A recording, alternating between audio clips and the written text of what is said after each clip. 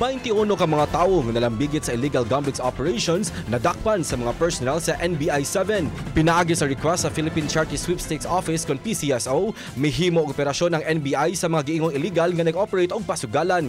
Girumbon nila ang mga personnel sa mga betting stations sa number game sa amihan ng mga lungsod sa Midillen, San Remillo ug Daan Bantayan. May certification gikan sa authorized company provider niini sa mga dili nila sakop nga mo'y gibasihan sa pagpanakop, ubay-ubay nga mga kagamitan o mga ebidensya ang nasakmit.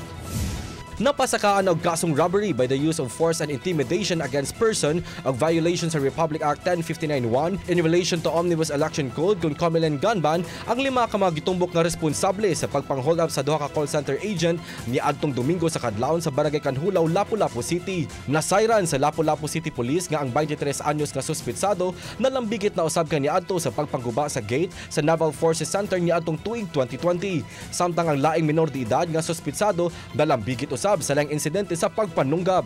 Matud ni Police Lieutenant Colonel Christian Torres, spokesperson sa Lapu-Lapu City Police Office, nga wala man nakuhai sa CCTV ang aktual na pagpang-hold up sa mga suspetsado apan nakatabang ang kopya sa CCTV sa pagsubay sa identity sa mga suspetsado. Kami si Limosneros Javier, mani nanatoy mga record amin nila, pero mga sa mas edad, mga bugoy-bugoy yun na ang lugar.